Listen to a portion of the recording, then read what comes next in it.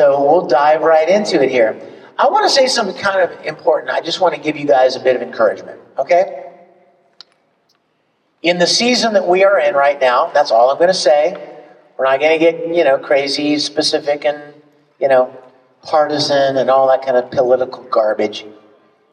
But I just want to say one thing to you guys. Be wise this fall. Do your homework. Can I just say that? Yeah. And don't pay any attention to celebrities. Celebrities are idiots. Okay? I'm not kidding, man. I hate celebrities. Aren't you one? Can I tell you something? They're no smarter than you are. In fact, they're probably dumber. They just happen to look nice on camera. You know what I mean? Or they happen to be a good actor. Well, you know what? Let me just say something. I don't even care if you post this. Being a good actor does not make you a smart person. Yeah. Being talented doesn't make you a good human being. You can be incredibly talented and be a jerk to people, right? Don't confuse talent with integrity.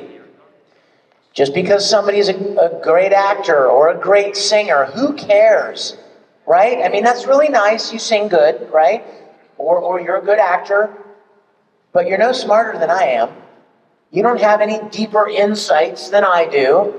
So don't let any, don't follow just popular junk. You know what I mean? If you care, and I'm not spouting for anybody. You hear what I'm saying though, right? These are simple questions of intelligence and integrity and thoughtfulness. Question everything. Not a bad idea in today's culture. But if you genuinely care, and I think you do, I'll bet you do. If you genuinely care about the events going on in our nation, be very, very thoughtful and do your homework and make good decisions. Don't make decisions. Oh, they posted a funny meme on Twitter. Who cares? What does that have to do with the future, right? I'm sorry. Am I wrong? Tell me I'm wrong, somebody. Does anyone disagree with what I'm saying? Feel free. I'm fine. Feel free to disagree. But this is what I think, right? Who cares if George frickin' Clooney endorses you? Who the hell is George? Who cares? He's an actor. You know what I'm saying? I mean, he's no smarter than you. He just lucked out. He's got a lot of money. It doesn't make him smarter. In fact, he's probably not as smart because he doesn't live in the real world that you do. He doesn't have to worry about filling his car up with gas, I guarantee you. You know what I'm saying? These celebrities have living in their multi-million-dollar mansions telling you how to live. Give me a break. Makes me crazy. By the way, I'm not a celebrity. But I can't stand them. And you know what? And I would be the first to tell you, same thing with me. If I say something of encouragement to you, or if I offer an opinion to you, if it resonates with you, take it. If it doesn't, discard it. It doesn't matter who it comes from. Be wise. Okay, guys? Be wise. All of you are probably of the age that you can be making decisions that may determine the future of this country you live in. And that's no laughing matter. You know, and there's an old saying, and I'm just going to repeat it because you've heard it a million times, but it is true. It is as true now as it ever was. The only thing necessary for evil to triumph is for good men to do nothing. You sit back and wring your hands and talk about how horrible everything is, but if you don't do anything about it, those forces that are turning things downward into chaos are just going to keep doing what they do. Okay? And that is just my encouragement to you. Doesn't matter what side you feel you're on or what, I just want you to be thoughtful. Okay? Just really make good decisions. This is your chance. We don't get many. Am I wrong?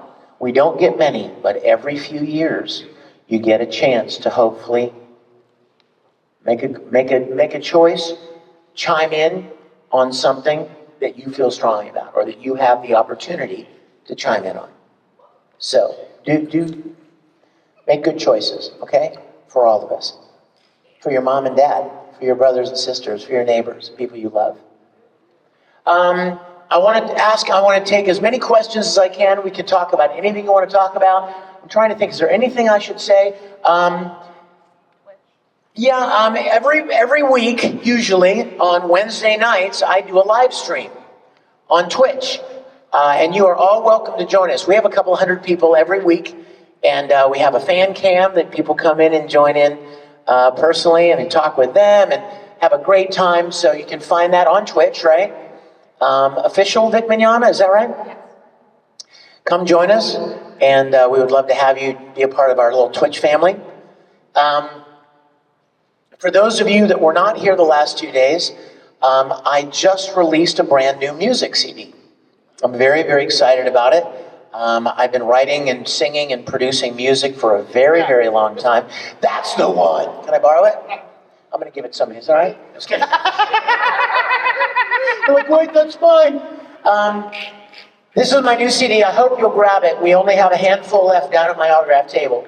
But I'm very, very, very proud of this record. It's got a lot of great songs on it. There are 16 tracks on this CD. And they're all really, really great. One of them, I don't know if any of you saw any of the videos that I posted in the week leading up to the release of this. We posted a video a day. And there was one video that I posted about a song on here called Tell Me One More Time. And the reason that I put it on the record, and I wanted to tell you about it because I think it's kind of fun and nostalgic, I wrote that song in college. Yeah. That was back when the year date was only 3 digits. It was a long time ago. But I wrote that song for a girl that I was dating in college named Dawn Gray. And I was like a junior or senior in college. And I was studying film and television. That was my major. And so one of our assignments was to make a music video. So I'm like, why not use one of my own songs, right? That seems like fun. So I took that song and I shot a music video to it. I'd recorded a song, a version of it, and then I made a video of it.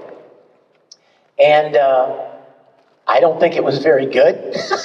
Looking back on it now, right? I mean, you're just doing the best you can, right? When you're in college, and then 30 years later, you're like, man, I wish I knew then what I know now. But about a year ago, that song popped into my mind. And I thought, I wonder how different I sound now than I did in college.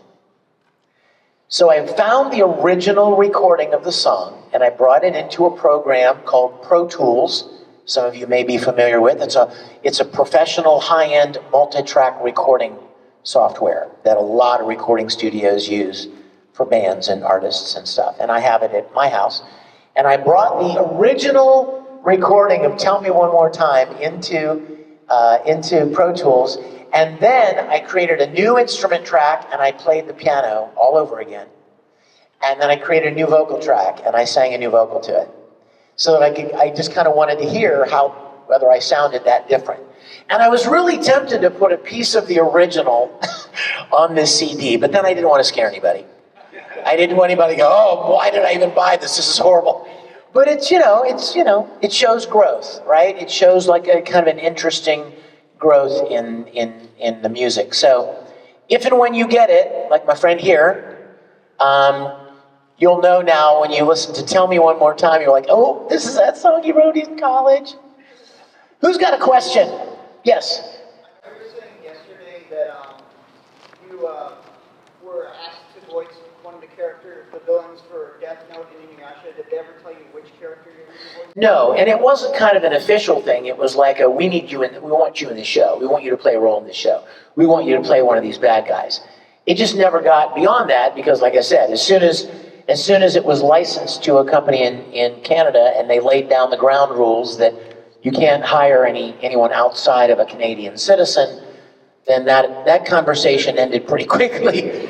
But it was cool to think about. I would have loved to have been a part of it. And I know several of my friends, voice actor friends in Canada, were all part of it. And I wish I could have been, but oh well. Yes, sir. So I got two questions. What are some good ways to control your voice, voice acting, besides singing? And my second question is, what would happen if both Brawleys, Edward and Tamaki, had a poker night?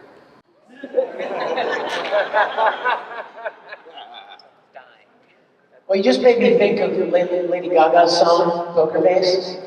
Edward Elric does not have a poker face. I'm pretty sure you can read his face pretty easily. Well, in answer to your first question was controlling your voice, right? You know, you mentioned something that's a really, really great suggestion. You mentioned singing, right? Well, that's a really great way to become familiar with your voice, to learn how to control it, what you can do with it, and what you can't do with it, right? Some people have very versatile voices, and the more you do things, the more you become familiar with what you're able to do. I don't think I was able to do as much 20 years ago as I can do now. Just because you learn from doing it. You learn how to push your voice into certain areas of your head, or your mouth, or your chest, or form your lips and use your tongue in different ways to alter the color or the sound of your voice. Very simply, I mean, this is my normal speaking voice. But if I wanted it to be more nasally, I would push it up into the nose a bit, right? And if I wanted it a little higher, I would push it into the nose and push my pitch up as well. But if you want it down in your chest and guttural and gargarot. You did that to my friend Gilbert yesterday. I did it to Gilbert? Uh-huh. Did he run home crying? Yeah, he's not coming today. He said he was too scared. And you, again, you just learn by doing it, right? And it would always be a good idea for all of you, record yourself. You can get free shareware programs, right, on your computer to do audio recording. You can download an app on your computer and plug a microphone right into your laptop or your computer and record audio. Good quality audio, like digital quality audio. And I think you'll find, if you've never done that before, prepare yourself. Because people always sound different than they think they do. And I'm sure most of you have probably experienced that, right? Where you have an idea in your mind of what you think you sound like, and then somebody records something, and what are the first words out of your mouth? OMG, do I really sound like that? You want to hear something interesting? I never really thought about this, and then I figured out what it was. I figured out the reason. The reason nobody else in the world hears your voice the way you do. You are the only person who hears your voice the way you do. You know why? Because when you speak, it resonates all in your head and in your body. You can even feel the vibration when you talk, right? Nobody else hears it that way. So you think you're doing a certain thing, and then you record it and play it back, and you're like, oh, dang, that wasn't at all what I thought I did. So the more you can record yourself doing different characters, trying to alter your voice a little bit, and then play it back. And you can learn a lot from doing that as well. That's another really good tool. Question? Yes, sir. I know a couple years ago I was here. And I believe you announced that Matsuri and yourself were going to team up to open your own dubbing company. Is that still in process? Sorry. Water break, sorry. Yes, it's still in process. We talked about this yesterday. Anime Matsuri decided that they wanted to start a dubbing studio, and they started talking to me and another very talented guy named Jacob Takanashi. Jacob worked with Matsuri for many years. He is in Tokyo now, and because he's bilingual, he's getting a ton of voice acting work in Tokyo, because he can do it in Japanese and English. How cool is that? Makes me mad. I want to speak Japanese now. But we had started that journey, And what ended up happening, or what's happening now, nothing has ended, but where we're at right now is we're trying to get licenses. That's the tricky part. And we talked about this yesterday. It's a little harder to get licenses for Japanese anime than you might think. Like, if any of you are like, oh, I'm gonna buy a license and I'm gonna dub it myself. Well, that's cool, it's a good idea, but the first thing that the company, if you even get to a Japanese anime production company, the first thing they would say is, what have you done? How do we know you can do this? Because I said so? Not good enough, right? Like, show us a demonstration of what you can do, right? And so we did that. 2 years ago, we released Zipshimezo and Genbanojo that we had cast and recorded and mixed and released, and they were great pieces. And if you got to see them, they're wonderful little shorts. And they're as good as anything any studio's doing. The acting is solid, the sound is good, everybody did a great job. And we did it very quickly and efficiently. So where we're at right now is Anime Matsuri has forged relationships with several studios in Japan. Some of which are premiering some new anime series and episodes and seasons here, if you saw the announcements, here at Matsuri this year. They've had 3 premieres from different studios. So we are currently building relationship and in negotiations with studios to get licenses for series and dub them. That is the goal, and we're still committed to that. It's just a little more complicated than people might think. That's all. It takes a little more time. Young lady, I've had a lot of guys asking. Any lady question? Young lady? Just want to mix it up here a little bit. Hey there, you guys look awesome. If you had any advice for a voice actor just starting out, what would it be? My advice to any voice actor starting out is don't limit yourself to voice acting. Acting. Just plain acting. Do that. The more you play a character, no matter how or where, a church production, community theater, high school, college productions, anywhere and everywhere. There are tons of community theaters around Houston. Any chance you get to build your experience playing a character. Because you know what? Voice acting is just basically acting in front of a microphone, right?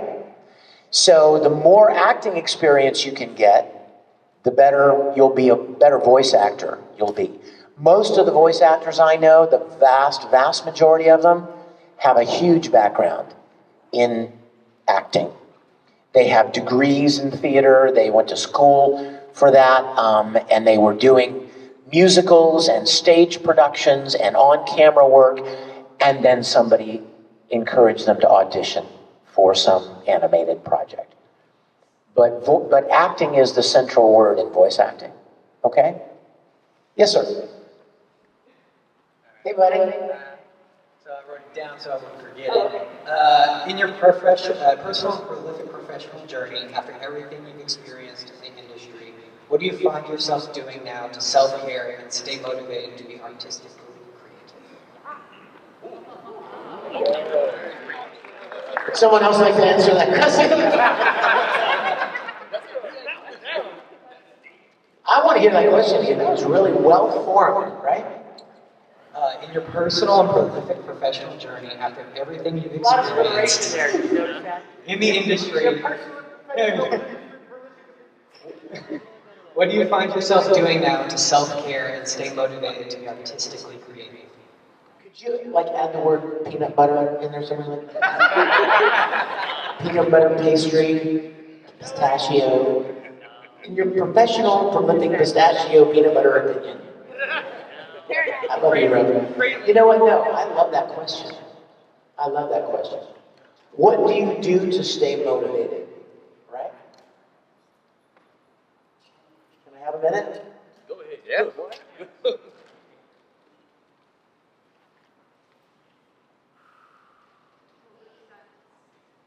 You guys know that I'm a believer in Jesus, right? Yeah. I talk about it a lot.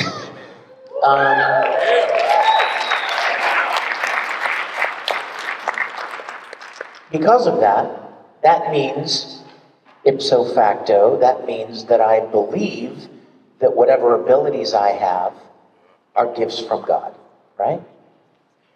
So I would be very remiss not to use those gifts, right?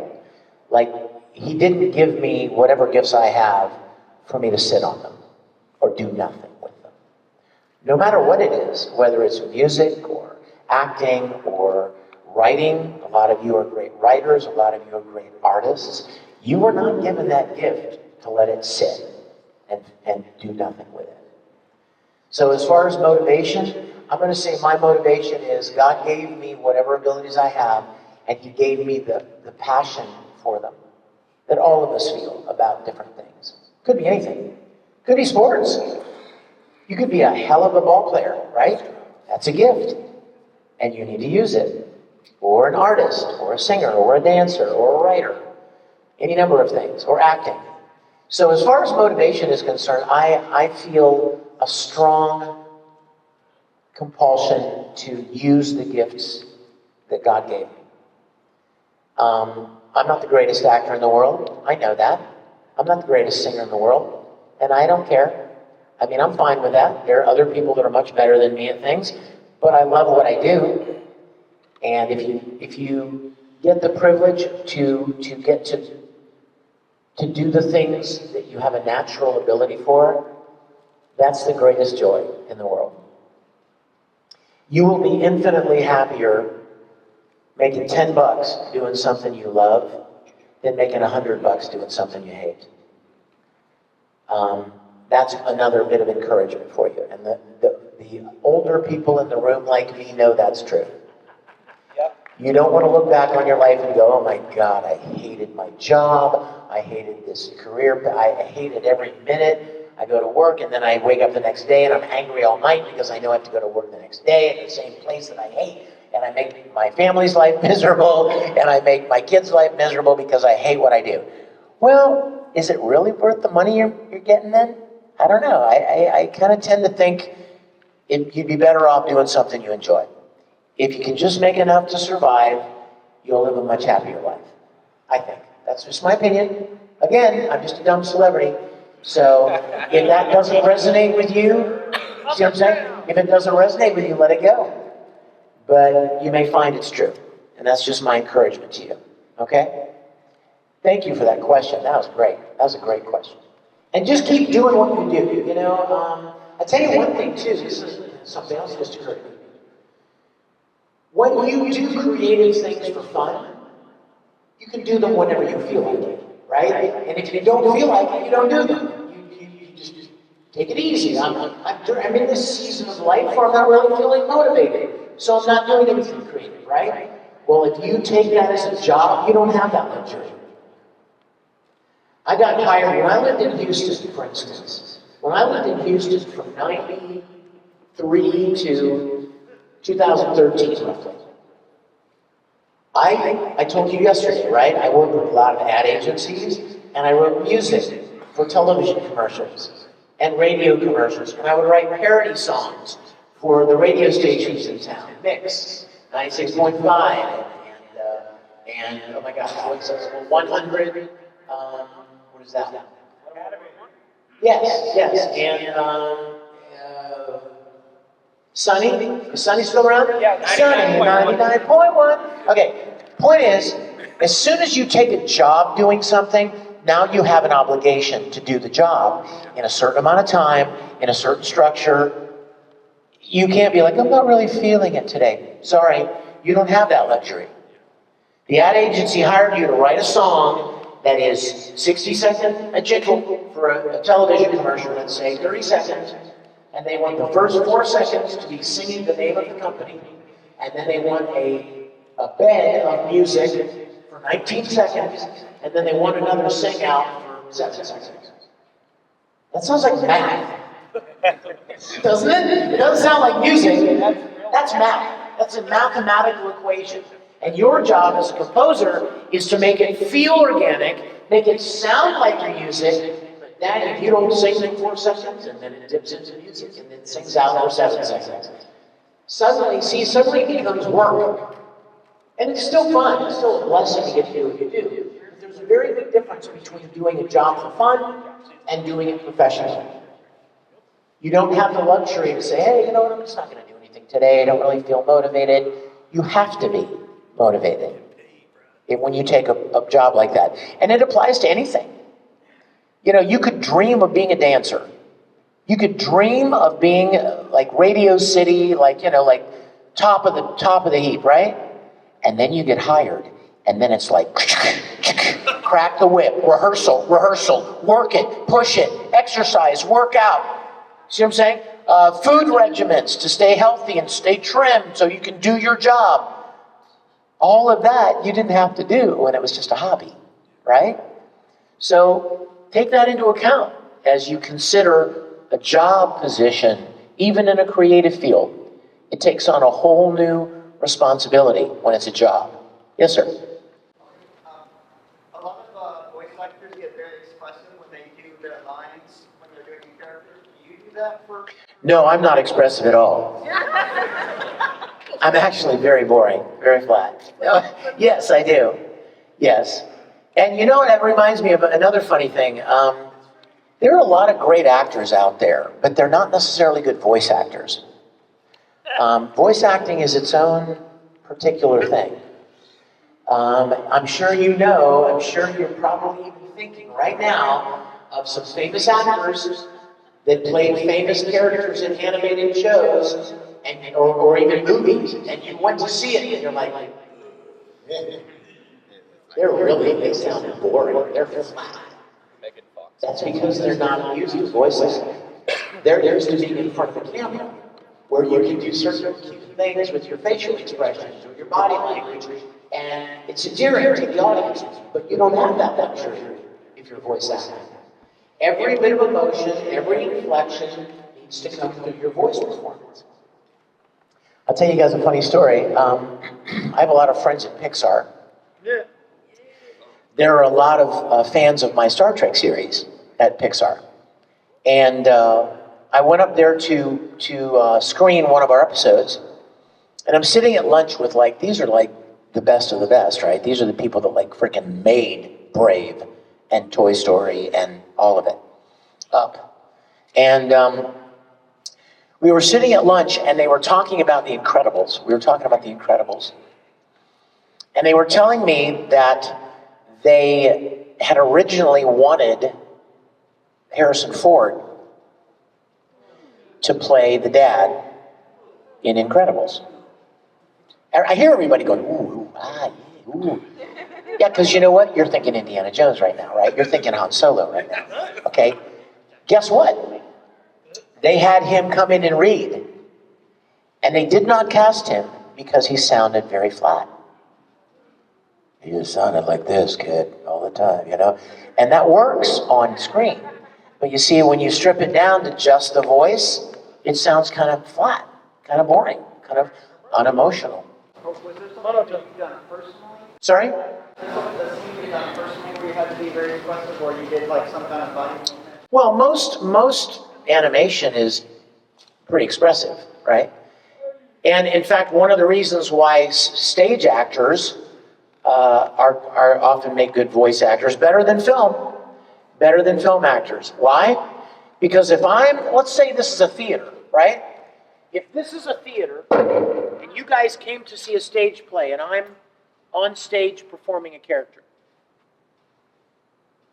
I need to make sure that the people in the back wall know that I'm angry right now. That they can tell by my body language, by the way I'm jerking my head around and biting these words off. Even the people in the back know, as well as the people in the front. Oh, he's mad about something. Right? If it's a film, and the camera's right up in your face, and I'm going, I'm so angry right now, I can hardly stand it. That works great in a movie. Doesn't work in audio if you just listen to the audio. And it doesn't work in stage. So the reason stage actors tend to make really good voice actors is because everything is kind of amped up a little bit. You know what I mean? And it works really well for live performance. And that's why some film actors are not so great at voice acting, because they're used to that more subtle, laid back performance, right? Yes, sir. Oh, you got your dad raised his hand now. I see how it is. Okay. Hi, what's your name? I was wondering if you could do a talk with me voice line. I don't know if I should come. Perhaps Holly might be very upset with me if I tell her what a princess you are. And your daddy might kill you. And then how long would I continue the host club if your dad killed me? You see the problem here, don't you, Commodore? But you're still my report horses.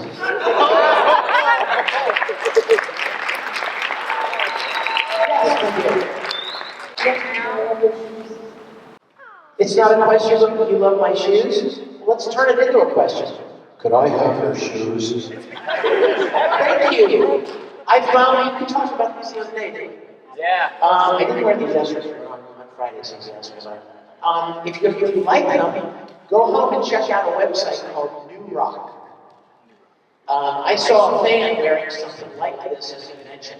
I was like, dang. You know what? I said exactly like this. I said, I like your shoes. I like your shoes.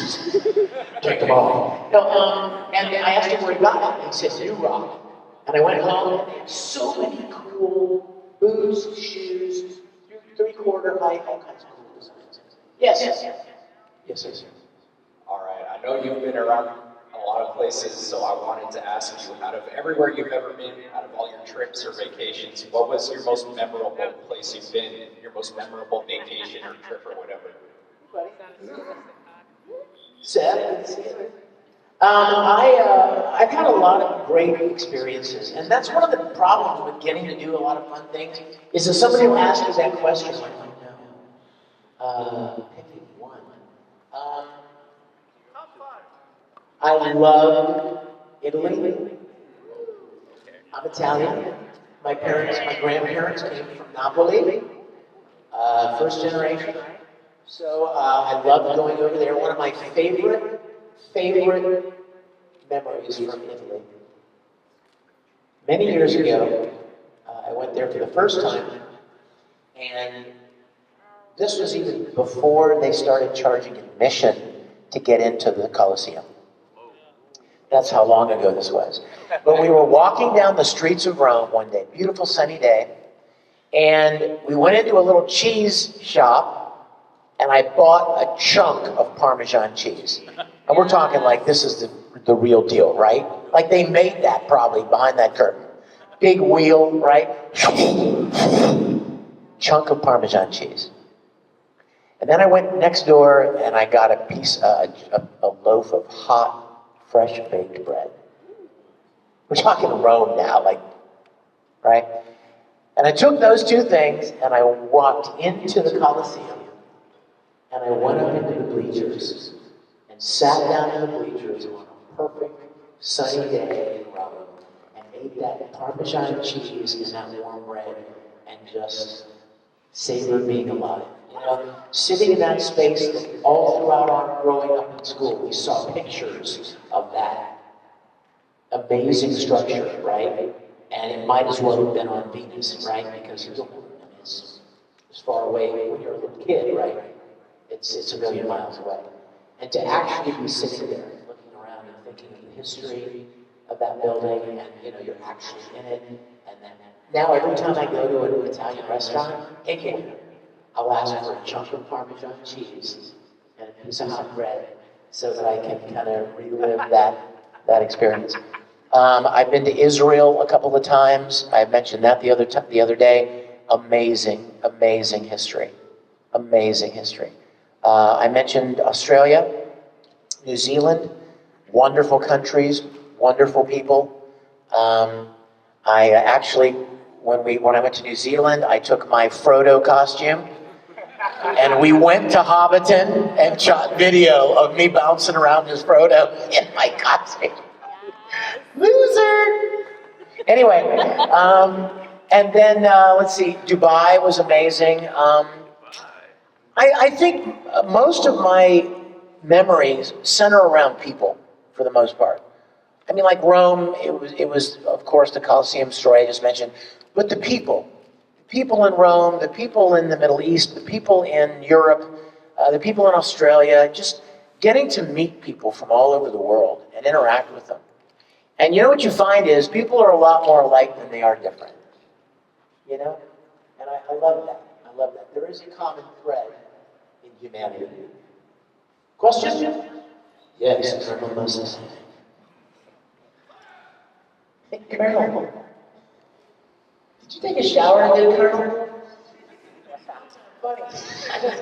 All right.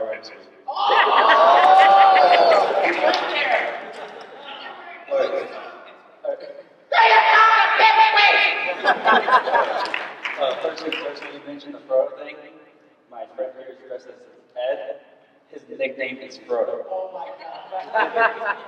I like the way sexual. You do kind of look like And Your best friend. I wish I could cosplay as and that would be fun. no, well, actually, you mentioned a story to me and the Winry on the way up here. Yes. And I think it'd be a nice story to share with everyone about your shirt. Oh, okay. Well, if you've been here all 3 days, and I know some of you have, you know that this kid in the front row looks a lot like my son, if I had one, has been stealing my style. He's been wearing, and it wasn't even planned. You need to know this. It wasn't even planned. When I showed up on Friday, I was wearing what I thought was a pretty new shirt. And he walks in wearing exactly the same shirt. And I thought, dadgummit, how in the world? I couldn't believe it. And that was, no, it was the jacket, sorry. The first day was the blue leopard jacket. And I had bought one and it was too small, and so I gave it to him and I bought another one that fit me. And we both wore it on Friday. Didn't even know. Didn't talk to him, didn't know. Yesterday, I get dressed in my hotel room and I pull out this shirt that I didn't think I'd worn very much. It seems new to me. In my mind, it seems new. And I walk in, and would you believe he's wearing the same flippin' shirt? We didn't even plan that. It's crazy, right? So I got up this morning, and I'm like, dadgummit.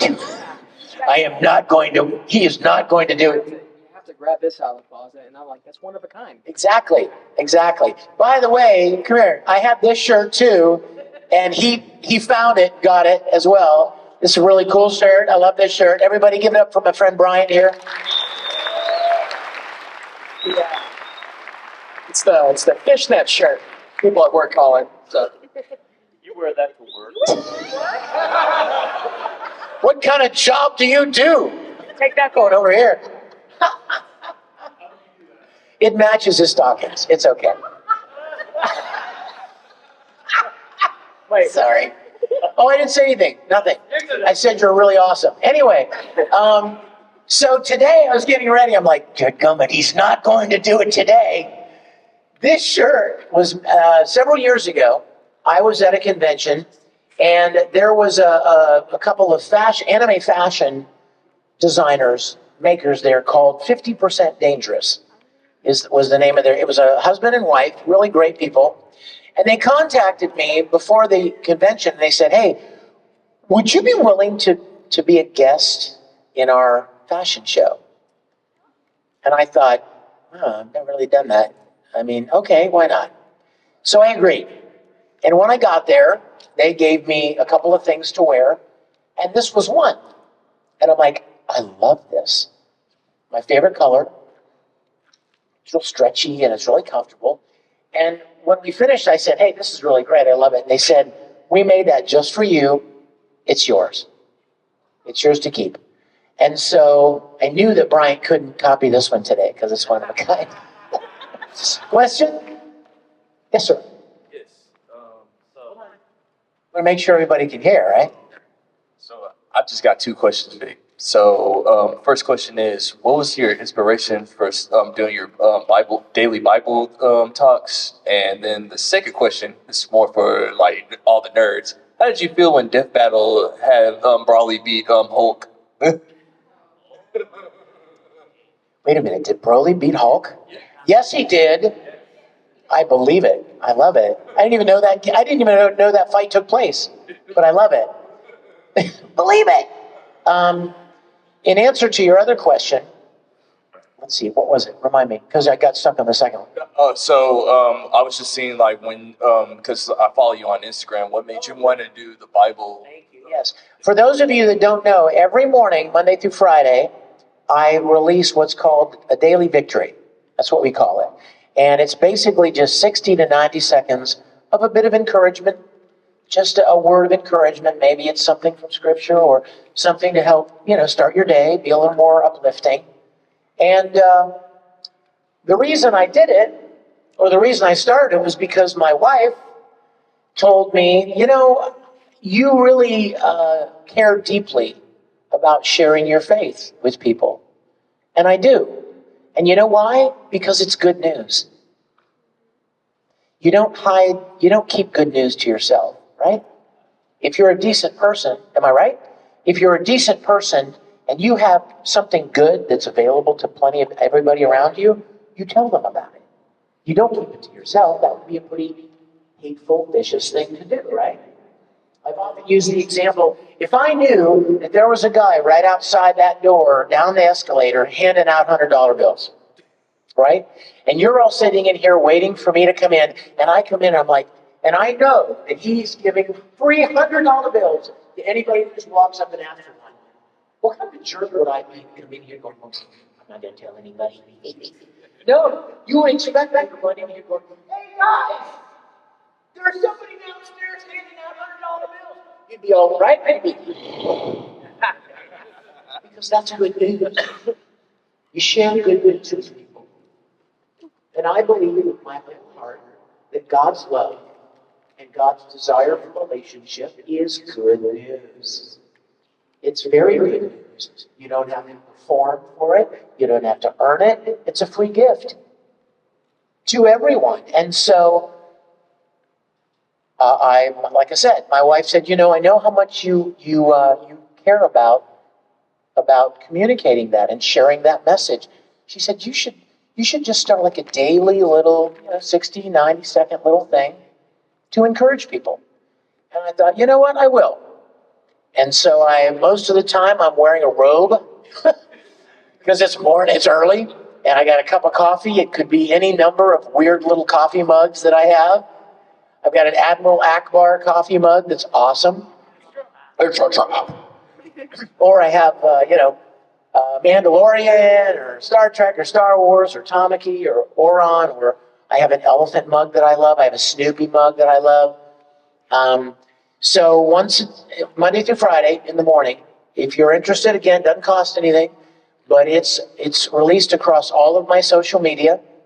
Facebook, YouTube, Snapchat, TikTok, Instagram. You don't do Snap.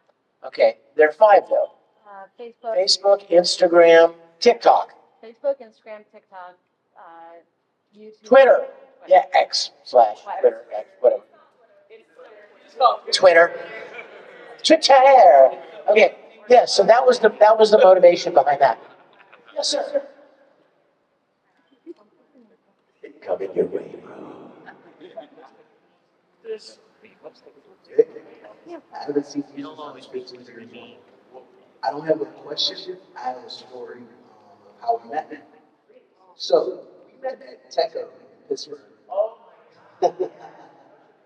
Man, I ran up to you, 15-year-old, 14, 15, and it's like, hey, you do a thing, it's all 50. Would you guys ever funny at me? And it was so embarrassing. You were so kind to me. You say, I'm sorry, my throat hurts, but we can go get tea. And we went and we got tea. I got coffee, and we just talked. You signed one of my drawings. I'm actually here in Artist Salad now. Yeah, dude, you changed my life. And I'm so glad.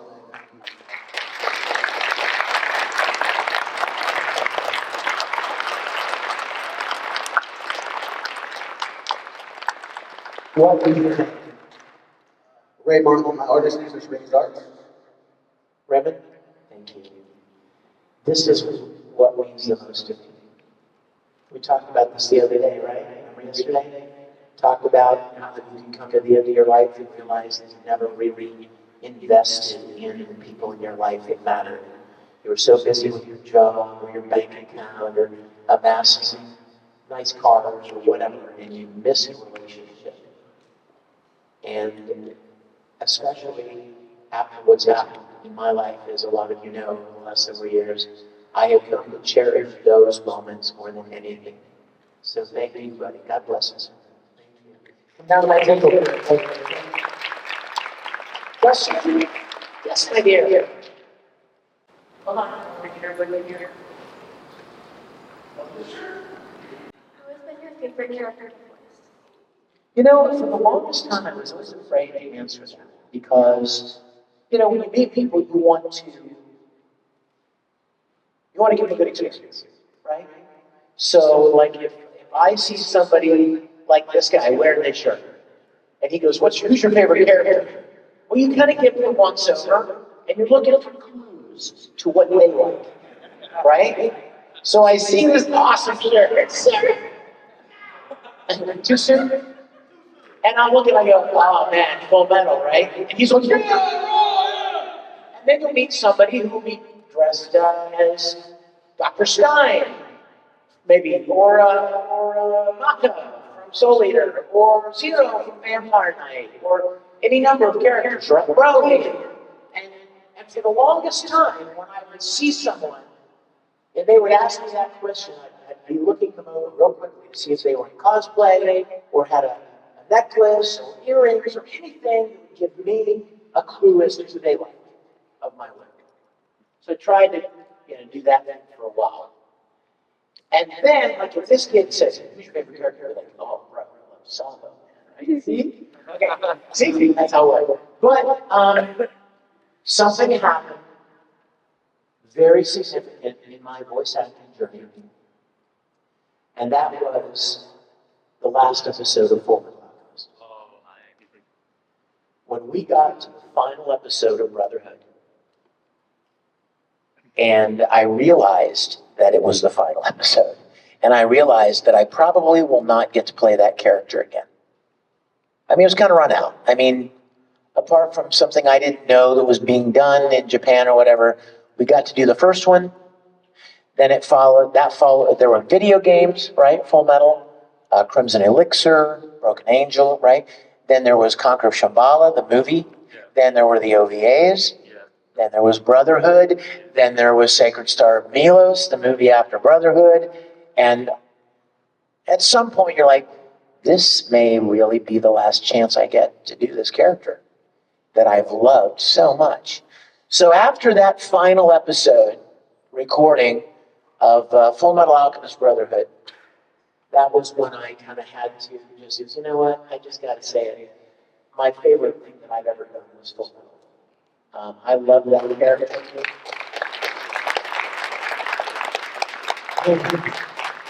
I love the character relationships. I love the storytelling, I love the music. I love everything about that show. And it had such a great cast, you know. I felt such a camaraderie with all the other voice actors in that show. I felt, you know, a real connection with them. And so from now on, when people ask me that question, I'm like, well, I mean, I love a lot. I mean, I love everything I've got to do. I'm very grateful for every opportunity, no matter how big or small. But I'm really cherished.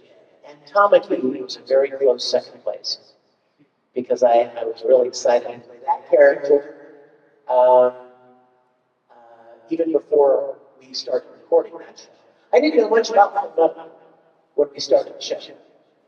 In fact, I didn't even realize when I was auditioning for Ed that Ed was the Full Metal Alchemist. I just thought he was a great character and seemed like a lot of fun.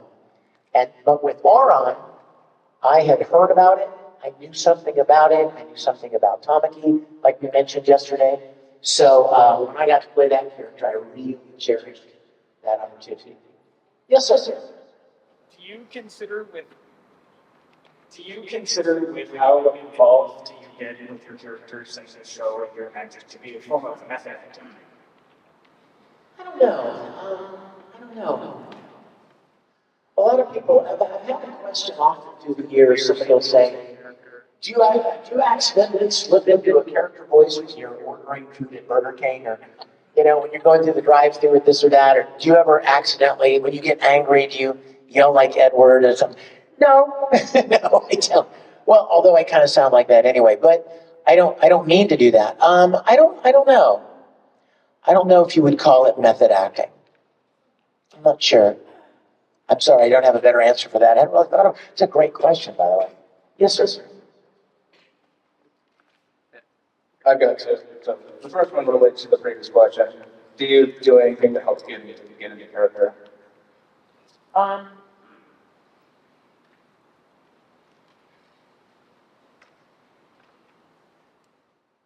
No. Yeah, you're only gonna lie, right? The best thing a voice actor can do to get into character is to watch the character. Now, granted, a lot of these shows are not released yet, right? So the only thing you get to see is whatever you're seeing in the studio. So watching a scene, and what they'll usually do is they'll play a scene. Like you'll go into the studio, let's say to record Full Metal, and you're currently recording episode 41. And you'll go in and they'll play you a scene, the first scene that ends in from that episode. And you'll watch it, now you're listening in Japanese, right? So you're watching it, but you're glancing down at the script, because the script in front of you is translated into English. So you're hearing Ed, and you're glancing down, and you're seeing what he's saying in this moment. And you're watching the scene. Well, now you have an idea of the arc, the emotional arc of the scene. And that's about the most preparation you get, for the most part. And then, of course, once you're 41 episodes in, you have a pretty good idea, right, of who this character is. What's his relationship with Ed, with Al, who's with Mustang, with Scar? Like, what does he think about Hughes? You know, by then. Starting off, you only have little bits and pieces to work with. And hopefully the director, if the director's done his job, he will have watched the whole thing, right? Before he ever cast it, he'll watch the whole thing. So he knows this is the kind of voice I want for this character. Or this is the kind of actor that I'm looking for this role. And so you rely in large part, especially getting off the ground, those first handful of episodes, you're relying heavily on the director because he watched the show, he knows the show, he knows the characters, and he'll give you input. Like, how do I feel about this person? Oh, you'll end up being in love with them. Well, no, you're not in love with them right now, but something in that relationship, you know, see what I'm saying, is going to turn into a romantic relationship. So knowing that might subtly change the way you talk to that person at the beginning, right? If I know that this guy is going to end up being my best friend, 10 episodes from now, he and I are going to be best friends, you know? I might, any communication I might have with him, or dialogue I might have with him before that, is probably going to be friendly. It's probably going to be something that says, hey, he's a cool guy, I like him, we're going to be friends. As opposed to being, you know, kind of jerky toward him or dismissive toward him. Because when you know where it's going to go, you can start paving the way for that, right? All the way in the back. I probably thought he'll never see me back here. He's never going to come back here. Oh, it's my gang. I know you guys. Hey.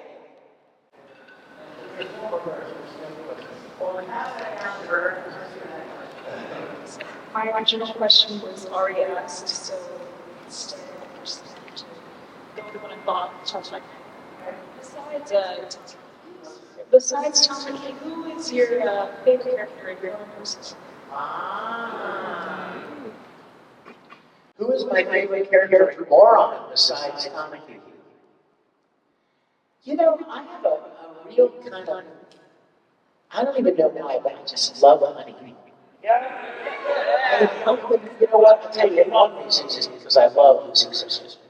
Lucy Christmas is one of the coolest, kindest, most talented voice actresses that I've ever known, that I've worked with. And she did such an amazing job in that show. And you know what I think? It's also because she played a character. Somebody mentioned this show the other day when I was at Anybody remember a show called Air? Yes. Oh my gosh, I loved that show. I played this character named Yukito. He was this homeless guy. And nobody liked him. He was kind of an outcast, right? And he would do little performances for people with his little puppet to try to get enough money just to buy food. And I just loved the character. But in that show, he makes friends with this young girl who's a schoolgirl. Nobody likes her at school. She's kind of an outcast. You see it? So now they bond and become friends. And her, I believe in the show, it was her aunt, who was like mean, troubled, alcoholic, kind of hard. Lucy played that character, and I was just amazed every time I would go into record Air and I would listen to some of Lucy's work. Amazing. She's so good. And so I just love, I just love Honey Senpai because of that. But then having said that, I mean, I love Haruhi. I love Caitlin. Caitlin and I have been friends for a very long time, and I just think she's one of the kindest, most talented people I know. And it was such a thrill to be a part of, well, not only that, but Winry, right? She was Winry. So I already loved her from the work that we did together there, the friendship we developed. She's a fellow believer. So we became great friends. And then when she played Haruhi, she was just perfect. And so I tend to associate characters with the actors. Sometimes that's a good thing, and sometimes not so much. Honestly, I have this horrible habit of feeling the same connection to the actor that I feel to the character. And sometimes that's not the case. I mean, some people, it's their job. And that's fine. But for me, whenever I perform anything with people, I feel a connection, a creative endeavor, right? If I needed somebody to come and sing a vocal for a song with me, and I asked you to come and sing this part for this song, I would feel a connection with you after we created that piece of music together. I can't even really describe it, but it's kind of an unspoken creative connection. And I feel that way with a lot of the voice actors that I've worked with, which is kind of, if I may be so bold, kind of a problem when you realize that they may not feel the same way. They may not even like you much. But to each his own, right? I mean, they're allowed to have their opinions. But for me, I've always felt a connection with people that I worked with because we were creating this beautiful thing together, And even some of the actors that I'd never met before, but I knew their voice because I would listen to it in my ear when I was recording. And I'd never met them, and I felt like we were friends. So I would see them like, dude, oh man, you hugging and stuff. Now they may be like, what the heck, right? But for me, I feel like I know you. I know your voice. I feel like we're friends. So that's my approach. Are we out of time? 5 minutes, okay. Did you have a question? Yes, sir. Okay, local conditioning of voice actors. Are there any particular, like to be honest, I'm presenting my, I think that's pretty huge factors about just saying the Dragon Ball theme song for like, and plays on is there any like effect you usually in voice for different characters to like that have a certain timbre to it that something different like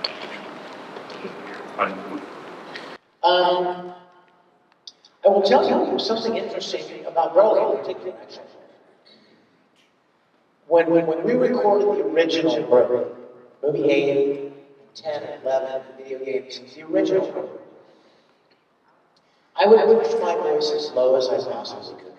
Now, you hear my voice. It's not a heavy, dark, scary voice. It's not scary at all.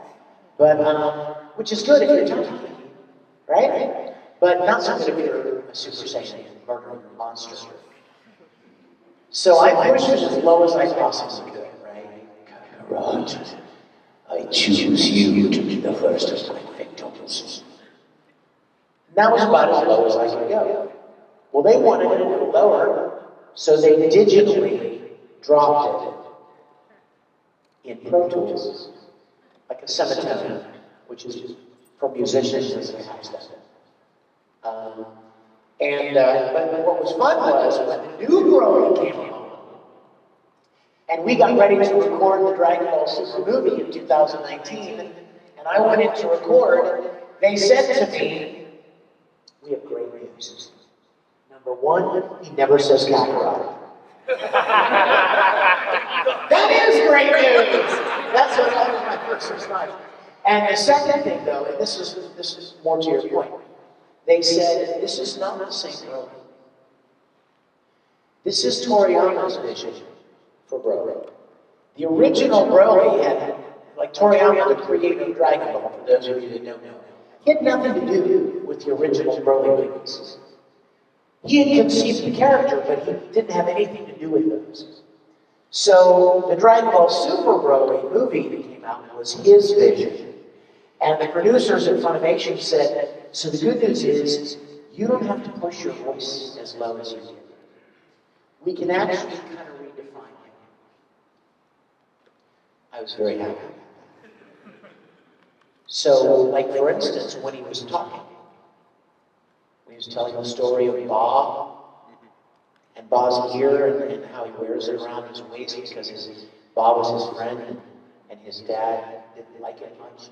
Shot Ba's ear off, and now they're not friends anymore, and he wears it because I like to remember when we were friends. I love that.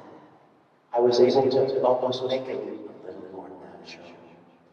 He's not used to talking to people, so he's a bit shy, and he doesn't say much, but what he says is important. I love that. So they didn't end up having to pitch it like they did with you. They didn't have to pitch it, but they did pitch it because it was a different version of character. But apart from that, any changes in the voice, if the mixing engineers or anybody do anything, it's just a matter of EQ, like brighten the voice up a little bit, or like for me, if I ever play younger characters and I'm recording them, I'll roll a little bit of the low end of my voice off. Because if you're a little kid, you don't have as large a body that your voice resonates through, right? It wouldn't be as thick and heavy and warm. It would be a little thinner. And so that's something you can do with equalization when you're recording. Let's take one last question. Who's quite certain it's a great question? That was great. You see, she goes like this, and then she goes, that. I don't know if it's a great question, but in Dragon Ball, everyone's known for screaming and yelling, and my personal opinion, Broly's the best of the best. I think your opinion is true. So, when you know a recording session like that's coming, where you're going to be screaming your head off, I've seen Sean Chamel and them, they've passed out while doing it. So is there a certain excitement or dread when you guys are those recording sessions? Definitely dread. Definitely dread. And it's more because I feel I want to be able to give it everything, right? I want it to be perfect. Because the reality is 50 years from now, whatever was committed to that recording is going to sound like that. You know what I mean? You don't want 20, 30 years from now going, oh gosh, I totally could have done a better job with that line. Or I wish I would have just just let loose a little more and let it rip. So you don't want to regret a performance, right? So you want it to be the best it can be. But there is a bit of dread because, cartoon characters, they don't actually have larynxes. they don't actually they could yell all day long and it's not going to bother them one bit. But the human beings that are playing those characters have their own limits. And when we recorded the Broly movie, the very first movie, I didn't know any better, and I went in there and I screamed bloody murder. I mean, I let it rip. Everything I had to give, I gave it. I left it on the floor in that recording booth. And it destroyed my voice. For a week, I didn't even finish the movie because I sounded like garbage, and we were only halfway through it. So I went back home, and I took a little break, sat quietly at home and drank a lot of warm water and tried not to talk much or do much of anything, and then went back and finished it. But what we started doing, and I think I even mentioned this one time, I've mentioned it more than once, I don't know if any of you have heard this before, but what we started doing with the video games is we developed a little formula where I would go into the booth and I would record for like 10 minutes. Just yelling, right? Kakarot, like all of that. 10 minutes, beep, beep. 10 minutes is up, take a break. And then I'd go out to the kitchen and I'd get some warm water and I'd just sit quietly and let that 10 minutes relax back, and then we'd go back in and yell for another 10 minutes, and then we'd take 5 minutes and relax, and then yell for another 10 minutes, and then take 5 minutes. And that way it kept from ruining my voice. I liken it to working out. A lot of you guys work out, right? And you go and you do repetitions, right? You do 3 sets of 12, right? And you get to that 12 from your, and then what do? You drop the weight and you rest, right? You don't push it, because then you tear your muscle or you strain your muscle. You take a break and then you do your second set, right? And then you take a break and you do your third set. Well, your voice is a muscle. This is a very thin, ribbon-like muscle in your neck. And if you push it too hard, just like your bicep, you could tear it, you could injure it, you could damage it to the point where you sound like this. And then you better let it rest. So it's very much the same approach, not knowing your limits. Some of those guys, I'll give it to them. Regardless of any personal opinions, I'll give it to them, man. Some of them can yell for days, and it doesn't seem to bother them, or they seem to bounce back pretty quickly. I'm not one of those guys, unfortunately. You guys, let me wrap this up by saying, don't run away yet, I love every minute I get to share with you guys. I'm already looking forward to next year, when we will reconvene and we'll talk more about things. We'll have a great time. You guys make sure and come back next year. Bring some friends. Let's make Anime Matsuri even bigger next year. We'll have another great 3 days. I'm going to head down to my table one last time. So if I haven't gotten any of you, or if you want to come grab one of the CDs before they're gone, anything that I can do for you guys, come and see me. And apart from that, let me just say, God bless you for your kindness and your encouragement. Thank you guys. I love y'all. Hope to see you again soon. Thank you for watching Anime Diet. Be sure to smash that like and subscribe button for more tasty treats.